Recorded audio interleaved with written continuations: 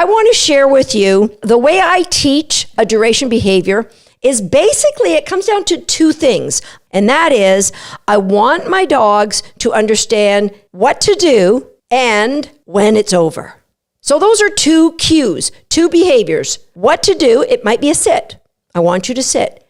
And when it's over is the release. And the release, I strongly encourage you to use a word that you don't use in your everyday language. Make it something more salient to the dog, something they don't really hear that often, all right? What to do when it's over. The gap in between what you do and when it's over, that's called duration. That is how long we want our dog to stay there. Duration is a gap. It's not, you don't focus on duration. That gap grows as a byproduct of understanding what to do and when it's over. And if you don't have a dog who understands what to do and when it's over, all the focus on duration can do is confuse the dog or put them into fight, flight, or freeze. Duration is just a byproduct of a dog really, really understanding what it is you want them to do.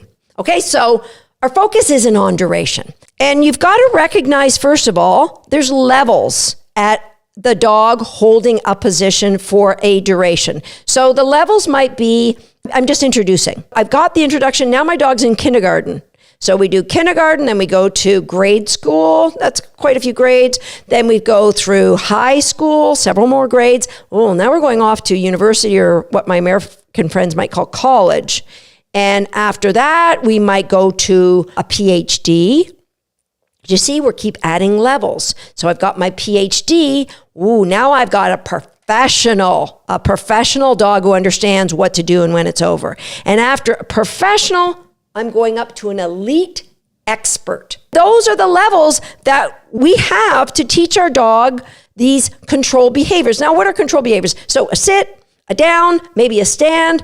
For most of my students, it's either sit or down, and eventually they'll add a stand. And the behavior of staying on a mat, or what we call the hot zone. I like that to be a raised dog bed. So I have 4 games that I use as part of this training. So it starts with something that I call the collar grab. Now, I love the collar grab because I just put tons and tons of value or conditioning into, you see a hand reaching for you, you extend your neck and give the collar. You can't do it too much because the collar grab is a game you might need in an emergency for your dog. So please put in tons and tons into the collar grab. So that would be the base level. All right, so the first thing I do with a puppy, I get them playing tug, and I get them really loving the game of tug, and then I just pause for a moment. And that moment allows a choice. And the puppy will bite at the toy, and I might pick the toy up and put it against my hand and cover it with my hands. And as soon as that puppy bounces off me and gets away, that produces the toy. And so I'm building a relationship between you do a behavior, you get a reward. And when I give the reward, I say the word get it. Okay, so now let's set this up. Puppy does a behavior, I say the word get it, and I produce what they want. What is that reward for? Really? It's for the pause. I'm rewarding the pause. So at first the pause is the puppy backs away. Eventually I'm going to wait until the puppy might go into a sit or a down. And then I might pull it out and see if they're going to hold that sit or a down. And if they don't, I put it back. And very quickly they go back into a sit. And then I can bring out the toy. I now have established what you should do. And then the sight of the toy isn't releasing you. You have to wait until you hear the word or the phrase that tells you when it's over. When what's over? The behavior you're doing. All right? The toy is now a little mini distraction. They might get out of their sit. I hold it back on my belly. They go right back into the sit. I present it, and then I give them the word, the phrase, get it, which means they can grab the toy. So I'm rewarding the pause. And this is just a fun game. Anytime we're teaching a dog, in particular a puppy, we want the correct to be easy, the incorrect to be hard. That is how we grow behaviors. So it just appeared like a coincidence to that puppy, like, oh, I just did this, and then my magic toy appeared. Woo, I like this game. So what I've got now is a puppy who understands if they do something, they get permission to do something else. The power of permissions. So now I have a puppy who understands the power of permission and a word that means you are done. Okay, the next game I introduce is the game It's Your Choice. And if you have not been taught It's Your Choice by myself, please check out the link in the description here on YouTube. So I have a dog who understands get it to get a toy. With It's Your Choice, I'm teaching them the word get it or search for food on the floor. I now have 2 words that tell my dog or puppy when it's over. Search or get it. And guess what? It was completely, every single time, it was the dog's choice, right? All I did was arrange coincidences, and so they did exactly what they wanted to do, and voila, they got rewarded for the gap. They got rewarded for the gap by the permission to do what they want, which is get their cookie or get their tug toy. So now I have a dog who has great understanding of the word search, a great understanding of the word get it. They have a tug, they have a pause in my tug, they have a pause when I'm presenting food. I can pick up food. Now they've been rewarded many, many times for a sit. I've not even said the word sit to this puppy, but I could teach the word sit in the game of tug.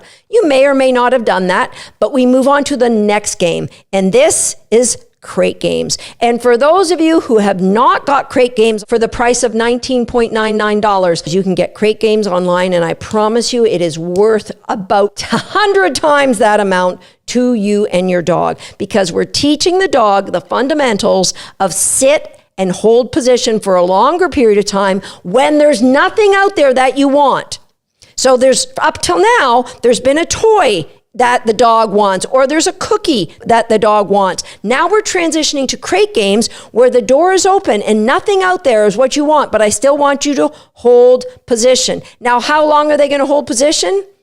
Depends on the age and stage, right? The stage being the experience of that puppy. That experience being, are they an intro, kindergarten, or are they at an elite expert level? This isn't something you need to teach as a militant formal behavior, guys. It can be taught as a series of games and taught brilliantly well. So we've got the collar grab, we've got the tug, we've got the It's Your Choice, we've got the crate games. Now we've got behavior that we can grow. So what have we got? ABC, ABCD. All right. So the first thing we need to teach a dog when they are allowed to move. That's the A. We're going to teach the dog the release word. When are they allowed to move? And then we're going to build the behavior that is telling the dog what they should do. And when we've got that, now we're going to grow that criteria, grow their understanding, right? So that we can add distractions. And then every distraction and every reinforcement that we give them, we're giving them the understanding. Sit doesn't mean paddle your feet. Sit doesn't mean move around in a circle. In your mind, what are the picture you're looking for? And that's what you're going to teach your dog. So we've got allowed, we've got build that behavior, we've got C, grow the criteria. And finally, we're going to grow the duration. And the duration is just a natural byproduct of clear understanding of what to do and 100% clear understanding of when it's over. And when you've got that, if you want to leave your dog in a sit or a down for 5 minutes, have at it. 15 minutes, have at it. I have 100% confidence your dog will willingly want to do it because they have such great understanding. What to do and when it's over go together.